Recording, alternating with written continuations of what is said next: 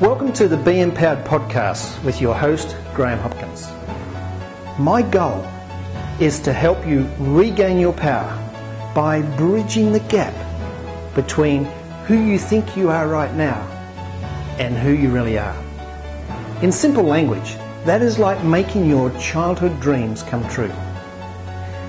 This is for those who want to make an impact in their lives but don't know how to get there. Be ensured, when you know and feel connected to your spiritual mind, you master your world. So welcome, ladies and gentlemen, to this edition of the Be Empowered show. Today we have a fascinating guest. In fact, I've been listening to one of Tom Paladino's interviews and I'm really excited about what Tom's got to share. Tom is a Scalar Energy researcher and has 25 years experience helping people with chronic pathogenic illnesses. So Tom brings to us the present and futuristic application of Scalar Energy, which is the continued work of Nikola Tesla. Scalar Energy operates at the quantum level and is capable of disassembling pathogenics such as virus, bacteria, parasite, amoeba, and eliminates the causivity agent of disease. So that's the backdrop, Tom. Tell us a little bit more about it from your perspective. Sure. Once again, Graham, thank you for the invitation. What I do, people, is really simple. I believe it's incredibly beneficial to mankind, but in a nutshell, what I'm working with is light or energy. And the energy that I'm working with is specifically scalar energy, which is not electricity. There are two energies in the universe, scalar energy and electricity, or the electromagnetic spectrum. Well, I work exclusively with scalar energy. And what I've found with scalar energy is that this energy is responsible for actually holding together, binding matter. That is really the cause, the underlying cause behind all atomic and molecular bonds, scalar energy. So if you can imagine, every physical form, I don't care if it's your desktop, a car, a computer, or the human body, everything is held together, everything is bound by scalar energy. Well, I've developed instruments that can control those atomic, those molecular bonds. Now, in practice, I've been fortunate enough to discover the technique whereby I can take the atomic, the molecular bond of a germ, a pathogen, and I can actually release that, break it apart. So, in essence, what I'm saying is scalar energy allows me to break apart, to disassemble viruses, bacteria, fungi, protozoan. Now that is significant. In essence, what I'm saying is that we have the means to control all germs, all types of bacteria, all types of viruses, etc. And if that indeed is the case, then we can eliminate, we can eradicate germs. Well, as we well recognize, germs are the underlying cause of disease many times, or at least germs contribute to disease conditions. So my opening statement is this: I work with scalar energy. It's different. It's not electricity. I'm able to control physical matter with that energy. And in practice, I've developed a technique whereby I can break apart, I can disassemble germs. That's the great promise. That's the immediate way that I show the world, reveal to the world that yes, that this is efficacious, that yes, scalar energy has great benefit to mankind. What is the difference between scalar energy and the energy that everybody's used to using? I believe all energy in the universe originates as scalar energy. And in many environments, the Earth in particular, scalar energy will ultimately degrade into electricity and magnetism. So what I'm saying is scalar energy is the initial energy from the stars of our universe. And that energy frequently degrades, will essentially convert into electricity and magnetism. Now, it's my belief and it's my theory that scalar energy is far superior to that of electricity. Scalar energy allows us to do so many things that you cannot do with electricity. So I simply advocate that mankind, instead of working with electricity, that we make that transition to scalar energy. It's better. It's simply just a comparison between two energies. We're all familiar with electrical devices. They're fine. We owe much to the electrical age, to that advent of technology, but what I'm saying is that scalar energy has greater promise than that of electricity, much greater promise. So someday I would like to see our homes, our schools, our factories, our churches powered by scalar energy. It would be far superior to that of electricity. So, Tom, can we try and simplify this, and can you go right back and give us the history of scalar energy? When did man start recognising that there was such a thing as scalar energy? There was a brilliant mathematician. His name was Maxwell, and he theorized that that there was indeed this prospect of scalar energy. He through mathematical computation and theory, it is believed that he derived at equations that would lend us to prove the validity, the possibility of scalar energy existing. His name was Maxwell, Clerk Maxwell. Well, subsequent to that, Nikola Tesla, many people are familiar with that name. Nikola Tesla, the great Serbian scientist. Tesla is recognized really as the father of AC electricity. And he is indeed a brilliant scientist in that regard. But it's my contention that eventually in his career, Nikola Tesla saw that scalar energy was indeed a reality. And subsequent to that, Tesla abandoned essentially his experimentation and his discovery of AC electricity in favor of scalar energy. The latter part of Nikola Tesla's life is a mystery to many people. It's not so much a mystery to me on account of the fact that the latter part of Nikola Tesla's life, he was working almost exclusively with scalar energy. And people to this day have a hard time grasping what Tesla was achieving. Well, he wasn't achieving it by way of the electromagnetic spectrum. Tesla saw the other opportunity. He saw the opportunity of scalar energy, which again is a far superior energy to that of electricity. And the latter part of Nikola Tesla's life was, again, really served to crystallize his notion and served to introduce subsequently to the world scalar energy. So my point of contention is that scalar energy, again, is a far superior energy to that of electricity. Nikola Tesla, I would say, was the prominent pioneer in this field. Many people recognize that name, Nikola Tesla, but they really more or less isolate that with his advances in AC electricity. Well, as meaningful, if not even more meaningful, are his advances with scalar energy. And finally, as a youngster, I read about Nikola Tesla. I was fascinated with him. Just incredible discoveries and incredible results he was achieving. Nikola Tesla developed scalar energy instruments, and in so doing, he served to introduce a new physics. It's a new way of looking at the physical universe. And it doesn't contradict our understanding of the electromagnetic universe, because that's true and valid. I'm saying that there's two energies, and hence we have to look at phenomenon according to those two realities, electromagnetic energy and scalar energy. So in synopsis, I would say that Tesla was the prominent trailblazer of scalar energy research and development. In some way, I've carried on in his footsteps. Again, I believe that scalar energy will serve to change the course of the world. I am doing this to better the world. Life is about people. I want to improve the human condition. I believe scalar energy discovery and subsequent scalar energy technology will serve to advance mankind.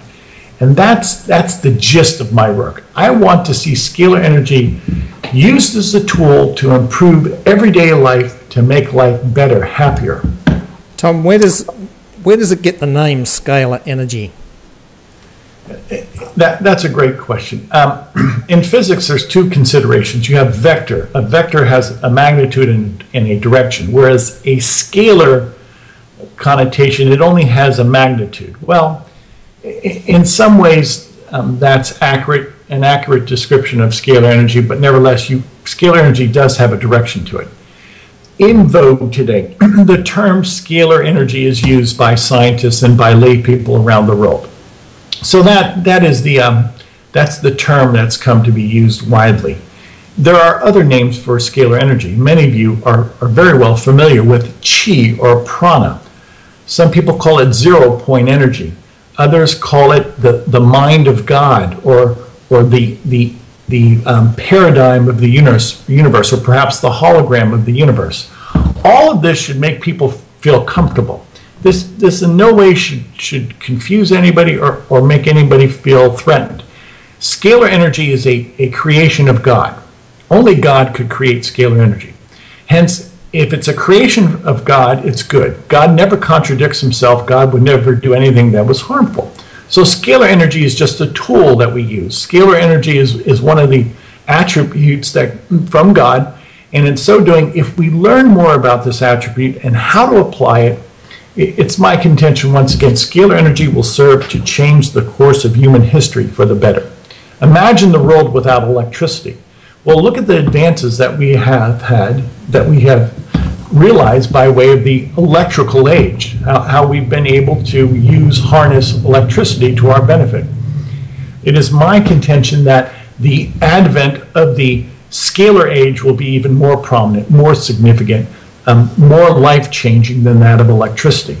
So again, this is the purpose of my work, to introduce to the world scalar energy that I believe, hands down, without question, will have a greater impact on everybody in the world than did that of electricity.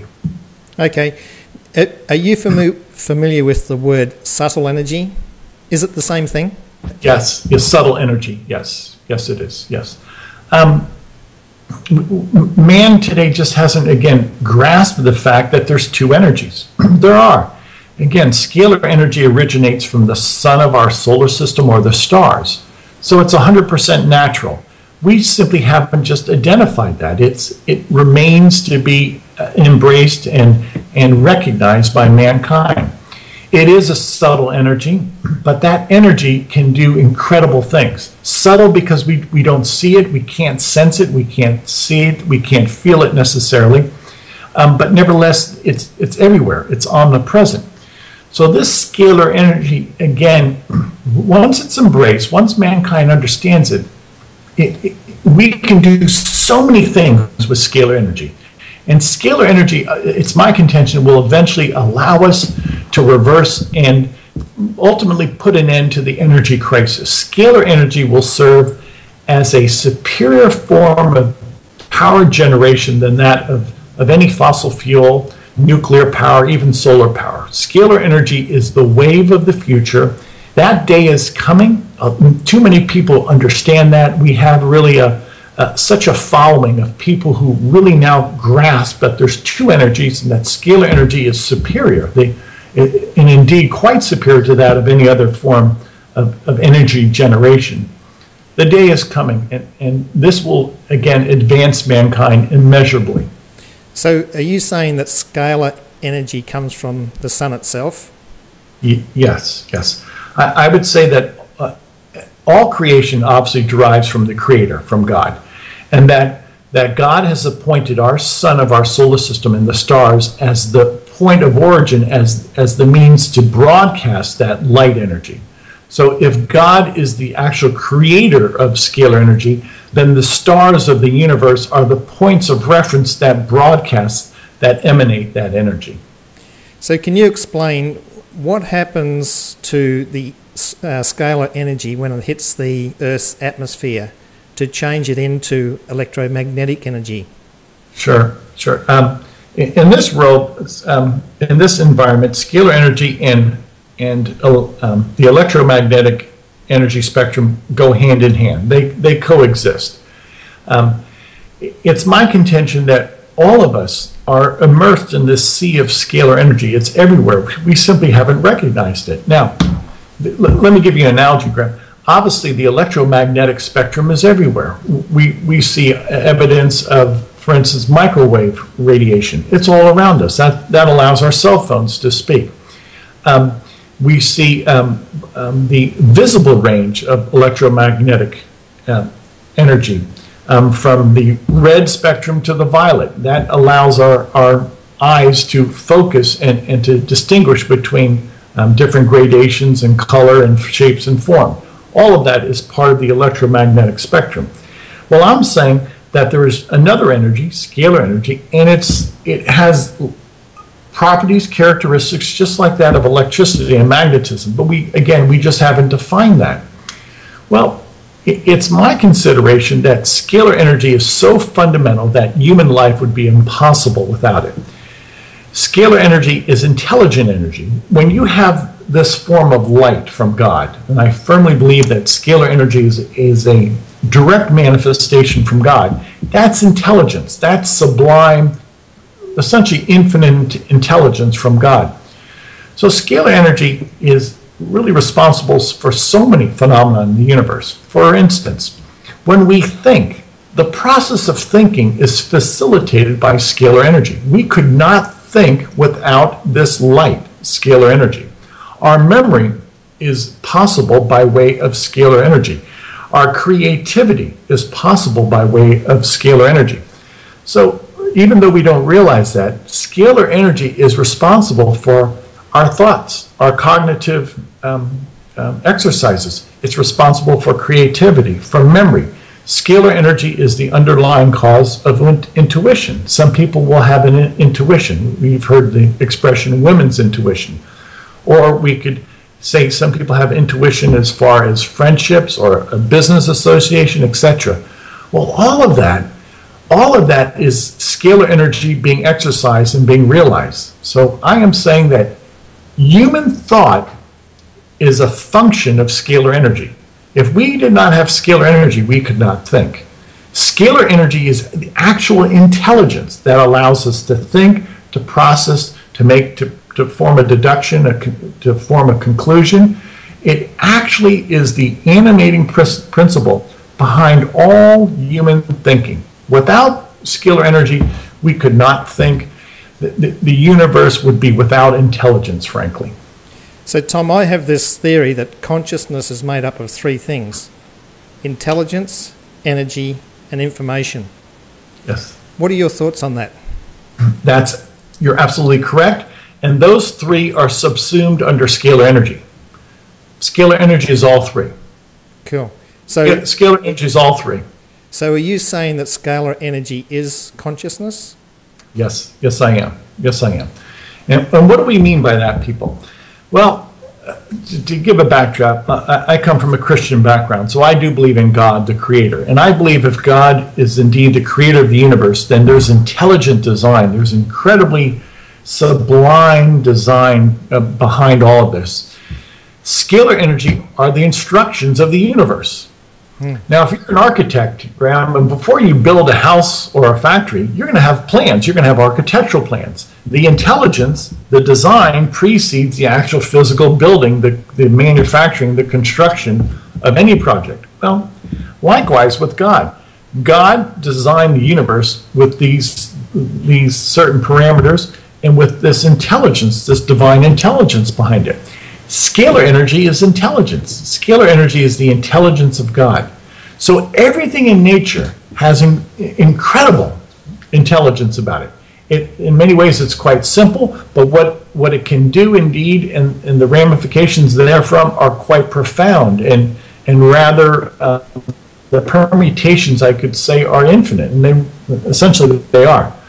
The point being is scalar energy is a direct manifestation from God. And if so, then scalar energy is the way God creates the universe. And I firmly believe that. God does not need a computer. That's the tool we use. God doesn't need a hammer or a screwdriver. Man needs that. How does God create a universe? With light. He doesn't use tools. He doesn't use a car, an airplane. He doesn't need a computer. God uses light. He chooses to create the universe by a sublime method, by an incredible energy, scalar light. Light and energy are synonymous terms, people. I'm going to use those interchangeably. So in synopsis, scalar energy is the creative essence of God. It's the intelligence of God. And before anything can happen in the universe, it takes God's initiation, it takes God's instructions, and all of that is facilitated by way of scalar energy. That's amazing. So it is. What is it that's blinded mankind to scalar energy for thousands of years? Many people have theorized, have postulated that it existed. If we go back millennia, the ancients always used the term chi or prana. Some people would call it thought form. Some people call it pyramid energy. Some people call it intuition, or some people call it the mind of God or the presence of God. All of those are relatively, again, terms that are synonymous and carry the same connotation, if you will. I simply think mankind has only fixated on electromagnetic energy and never considered that there's a second energy. You know, it's like the big elephant in the room. Well, there's two elephants, people. You have electromagnetic energy, which is true and valid. I'm not disputing that, but there's a second energy. And it's taken some great theoreticians and some great scientists. I mentioned Tesla. There's another one, Nikola Tesla, a Russian astrophysicist, and an American by the name of Galen Hieronymus. These are the pioneers of scalar energy. Now, to go back 100 years, Nikola Tesla was developing and perfecting scalar energy instruments over 100 years ago. And at one time, he had financial backing from a number of people. One of them was J.P. Morgan. But it's come to my attention, I firmly believe that Nikola Tesla's and his inventions would have served to change the industrial age. They proved to be a threat to the powers that be. J.P. Morgan eventually pulled his financing. He no longer would finance any of Tesla's endeavors because J.P. Morgan felt threatened by this. It was a technology that would have replaced many of the monopolies that day. It was a technology that was a threat to the industrial age 100 years ago. And today, sadly, that is still perceived as a threat. Well, again, anything that benefits mankind to me is not a threat. It's good. The purpose of my research is to help people, to advance mankind, not necessarily to make money, not necessarily to be selfish and just to keep that existing power structure. So going back to Tesla and his inventions, Tesla was on the verge of introducing scalar energy to the world. The powers that be felt threatened, their monopolies were threatened, and in favor of power and money, J.P. Morgan and his financiers, essentially the Rothschilds, said no to him. They would no longer finance him, they would no longer help him, and ultimately Tesla was undermined. And Tesla could not achieve what he wanted to achieve without support. And some of that came as far as capital. He needed financial support. So this invention really never got off the ground. It flourished in Tesla's day for a while, but Tesla didn't have the financial backing nor the support of people. He was, if you will, one of the few individuals in the world who saw the promise. You need people. You need participation, obviously. Tesla never could never galvanize that support from the people. And essentially many of his inventions went to the grave with him. It's believed that the day that he died, that the U.S. government seized his patents, his inventions, and they've never seen, nobody's ever seen them since. So in that sense, it has indeed been suppressed. The great work of this genius, of this super genius, has never been revealed, never been shared with mankind. And who suffers? The people. We suffer. So what do you believe has changed today that will enable you to get the support from the people and get this word out there? People like you who help me broadcast my work, who help promulgate what I'm doing, and the fact, Graham, that we have an internet and an intelligent population. No longer can the media, no longer can the Rockefeller-controlled media sources control everything. We have an internet that is not controlled by the powers that be, We have, thank God, free speech in many countries around the world, and the people are educated. The people are finally understanding the promise here, that people are catching up to Nikola Tesla, so to speak. What Tesla envisioned 100 years ago, people are now starting to envision today. And once you have a sufficient number of people who say yes to this, then that common goal becomes a goal that's tenable. And indeed, someday in the near-term future, I think the group of us, this group of people who see that scalar energy is indeed a reality and can serve to change the course of history for the better, the people will demand it and the people will bring it forward. Not necessarily the governments or the universities, and certainly not big business, because big business is threatened by this. It's the people who will see the merit to scalar energy, and the people who will demand this, and the people who will be, if you will, the springboard of action. Can you, Tom, kind of make it easy for people to understand the process that Nikola Tesla went through in coming to scalar energy? Obviously, he was attracted to the power of thunderstorms, so he used that. Can you explain all that and the process so that we understand a little bit more about what energy is really about? Sure. I would say that the watershed year for Tesla as far as scalar energy would be in 1899. Tesla lived in New York City, and he was experimenting in New York City, but he saw that he had to experiment with scalar energy. Tesla in 1899 moved to Colorado Springs, Colorado. Well, for those of you who are familiar with the United States, Colorado Springs 100 years ago was nothing more than a pasture. It's high in the Rocky Mountains. It's at an elevation in the mountains, and that allowed Tesla to enjoy experimentation at a higher altitude, away from any buildings or threat to human life, if you will. And he started conducting incredible experiments in Colorado Springs in 1899. He built a tower, a scalar energy broadcast tower, and he was able to produce lightning bolts. And in my estimation, lightning really is a discharge of scalar energy. It's not just electricity.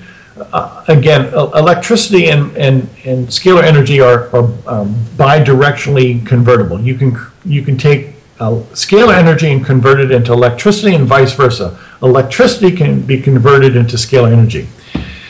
Anyway, Tesla in 1899 started to conduct incredible experiments in Colorado Springs. They were noted, they were documented. He was able to produce lightning bolts from his tower, from his laboratory. And that convinced Tesla that he had this incredible energy. He can finally harness this energy. So what am I saying? Scalar energy is everywhere. You just have to develop the machine, the instrumentation, to extract it from the universe. Now imagine this. We have to drill for oil, and then we capture that oil, we contain it, and then that oil can serve as what? A source of power. Well, you don't have to do that with scalar energy, because scalar energy is everywhere. It's throughout the universe. You don't have to drill for scalar energy. All you have to do is set up an instrument, and your instrument will automatically will draw the scalar energy into it. So the oil reserve, if you will, is not in the ground, as it is with fossil fuels. The reserve of energy is everywhere. Scalar energy is everywhere. What am I saying? We have an infinite supply of energy. Scalar energy is everywhere in the universe. You can tap into it. You can harness this energy anywhere in the radiant atmosphere, anywhere in the ambient atmosphere. So in essence, we have an infinite supply of energy. Scalar energy is everywhere. All we have to do is develop instruments to facilitate, to interface with that infinite supply of energy. And once we do that, we have in consummate fashion ended the energy crisis. We have solved the energy crisis. If you have infinite energy, a supply of infinite energy, well, there's no scarcity. Scarcity is the first obstacle you have to consider in any economic model. That's what Tesla saw. And in Colorado Springs in 1899, he indeed achieved incredible results, by harnessing this infinite supply of energy, and he could produce lightning bolts. He was able to transfer energy from one location to another. Hence, you don't need a grid system. You don't need telephone poles and satellites and substations. Tesla can simply broadcast energy from Colorado Springs, frankly, to anywhere else in the world. So what did this all represent? Well, to Tesla and to me, and to many people, it represents a new way of living, a way of living without any hindrance to energy generation. It's a clean energy. It's a perfect energy. It doesn't experience entropy. There's no pollution associated. And that's the bright prospect that we see. Again, to J.P. Morgan and his financiers, the Rothschilds, that represented an end to their oil monopoly. Scalar Energy would have overturned Standard Oil. Scalar Energy would have been a threat to J.P. Morgan and his bosses, the Rothschilds. And this is why the funding was pulled. And this is why, to this day, sadly, I know in the United States, as a kid, as a youngster, I never learned about Tesla in school. Tesla has been relegated. He's a mere footnote in academia today. And you really have to get away from established academia in order to study Tesla and his work independently, because Tesla's not given his fair due in the universities today. He still is being undermined, and his lifetime of work is not thoroughly appreciated. Was this information handed down to Tesla, or do you think that he received it by some form of divine invention? Sure, it's all by divine invention. Nikola Tesla frequently said that he could not sleep at night because flashes of light would come to him. And he would say frequently that he saw an invention in his mind. He would not have to put anything on paper, Graham, that God would download this information. It was a broadcast of scalar energy, which is, again, intelligent energy. Tesla, in a flash, in an instant, would understand an invention without having to experiment, without having to put even anything on paper. It was all of this information was downloaded. This afflatus, this divine wisdom was obviously from God, and indeed this served as one of the ways that Tesla could achieve such great results. He's unparalleled. I don't know anybody who was so prolific as Tesla, and his theories are so correct and so right on. And for one man to accomplish what he accomplished, it would have taken hundreds of years for somebody to have studied and to have accomplished this. Well, Tesla did this in his lifetime without any help from anybody else. He had assistance, but he was the primary genius behind all of this. It was from God. I'm firmly convinced that his exceptional ability was from God. It was a pure gift from God. God gave Tesla the divine instructions, which are scalar energy instructions. And this is why Tesla today is still at the forefront. He is still the greatest scalar energy researcher that I can think of. Nobody can really hold a candle to him.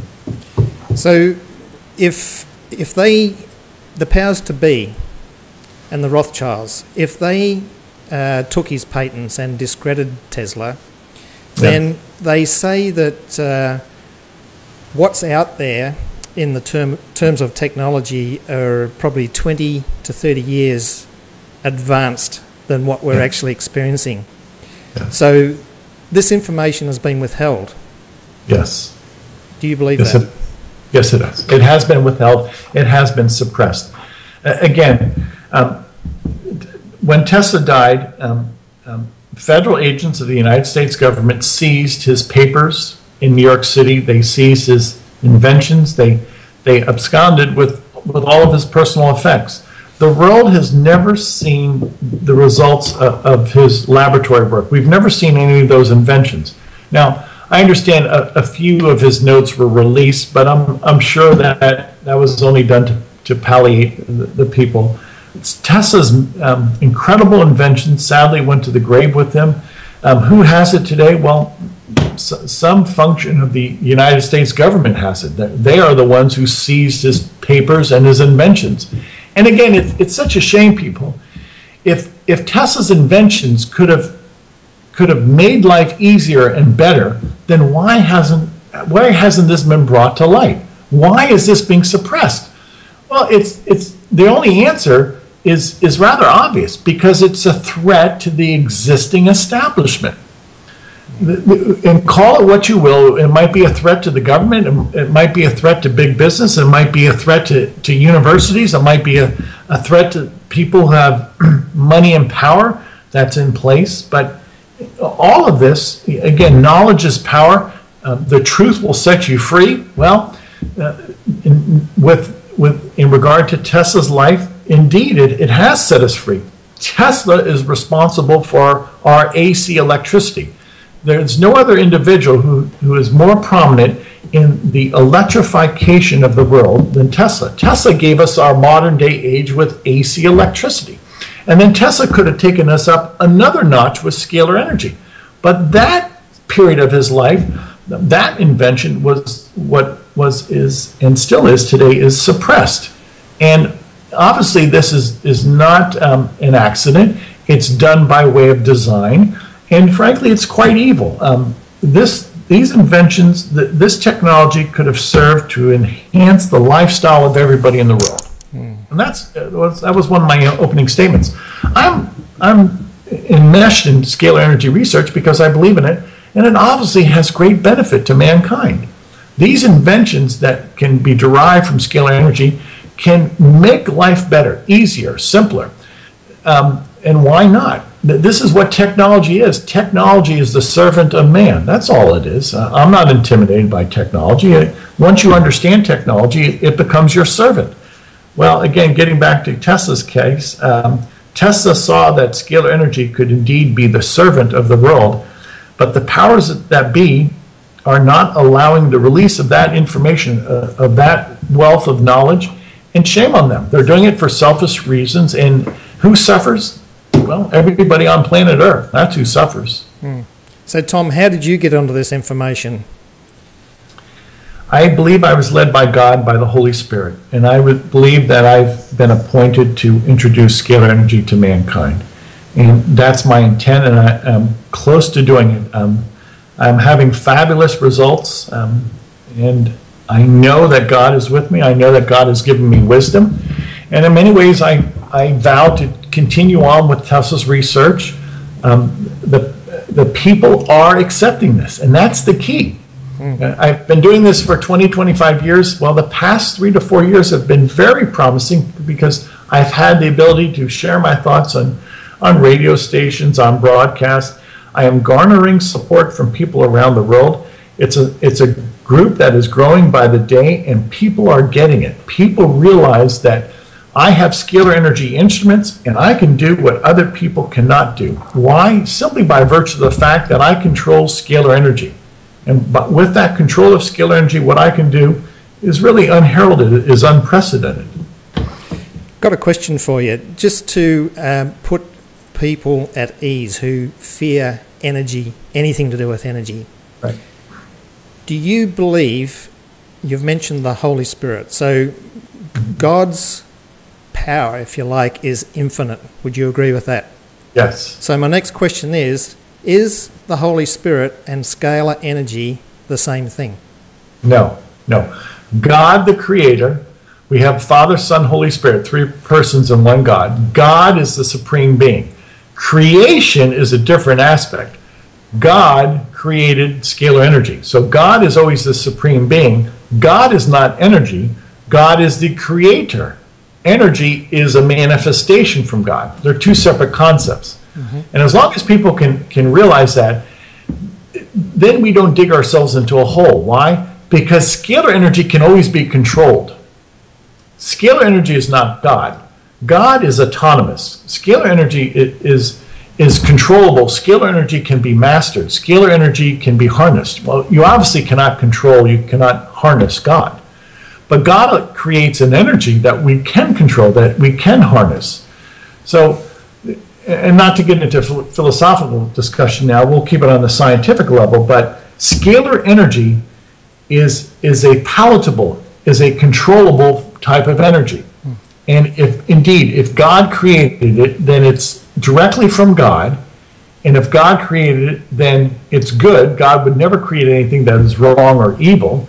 And if we can control scalar energy, we can do incredible things, just as we can do incredible things with electricity and magnetism.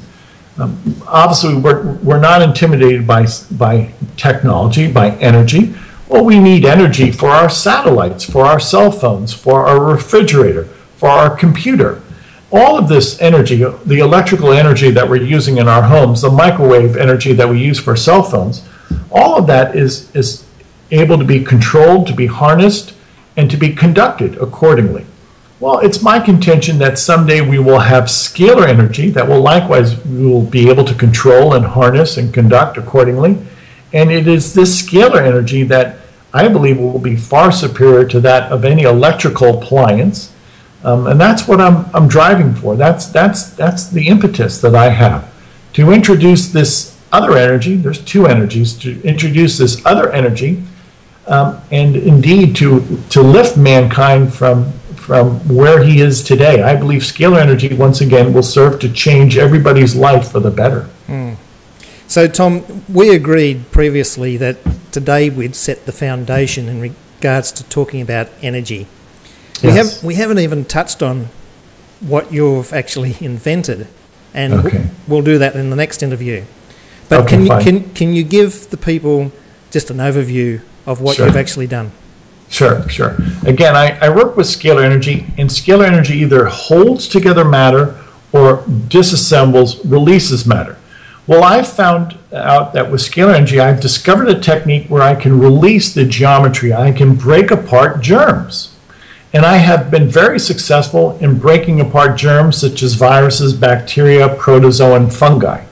So with that said, this is one of the benefits now of scalar energy, people. We can control physical matter. If I can control a germ, then essentially in the future, mankind can control any germ, eradicate it, and we can cure any disease caused by a germ. Any pathogenic disease will be able to be cured by scalar energy. For instance, I've done this before and I'm confident in this statement. Scalar energy allows me to break apart to disassemble the HIV virus. Well, if indeed we can do that and do that routinely, then scalar energy will offer the cure for AIDS. Imagine that. That's one of the benefits of scalar energy. And we'll explore that the next time we speak. It's amazing. It really is. So, yep, go ahead. Scalar energy is going to allow us to control the physical universe. Just imagine, we will assemble what we need and then disassemble what's harmful or a pollutant. So essentially, scalar energy will allow us to have control, mastery over the physical world. Imagine that. We will have mastery over any type of molecule, any type of chemical. It will be within our control to either assemble what we want or disassemble what's harmful. What I like about it, Tom, is it's taking us away from the victim mentality and Yes. making us the creators of our destiny, basically. And that's what God wants. God wants the best for us. And I think people realize that. And there's no reason to live in only in a shadow of God's glory. He wants us to have everything. God wants us to have all of his gifts and complete happiness. And I believe in that. I don't believe doing this half-heartedly. I'm going to do this the full 9 yards, as they say. Yeah. And we're going to be happy. And scalar energy is going to change the course of human history. Perfect. So, Tom, where can people get in contact with you even before we connect again for another interview? Sure. My website is selfhealgo.com. selfhealgo.com. Any questions, just send me a question. We'll answer. We have a beautiful staff. We'll answer your email question. And from there, there's probably 200 articles that I've written about scalar energy that are on the website. You'll have a better understanding of how simple yet how profound this energy is. And people can contact you, and you can actually do this online, I believe, to anywhere in the world. Yeah, that's correct. I frequently treat people anywhere in the world. I frequently treat people in all 5 continents. And frankly, just a quick segue to that, I've been successful thus far in treating out the Ebola virus. Every American on U.S. soil that either contracted the Ebola virus or who was airlifted into the United States, I've been able to reverse the damage from Ebola and subsequently disassemble to break apart the Ebola virus. We'll get into that during our next discussion. This Be Empowered show, Tom, is really a conversation about what it feels like to be empowered. That is, to feel connected to your own truth as opposed to feeling separate from it. And I can really see how this is going to empower people to feel connected and come back into that sense of being wanted and valued. Yes, well spoken. Yeah. Well spoken. So I'd like to thank everybody for joining us on this podcast today. I'm your host, Graham Hopkins. We've had a very exciting guest today. Tom will be back in the near future and tell us all about what he's invented with Scalar Energy. And believe me, it's very, very exciting. So if you've got any questions, you can contact Tom directly, or you can go to my website. There's a free ebook there at www.beempoweredgroup.com, which is called The Manifesto of Your Inspirational Mind. And to be honest, what we've been talking about today is that inspirational mind. It's being and feeling connected to it. So I'd like to thank everybody for joining us today. Until next time, we wish you a future of absolute peace, abundance. Thank you very much.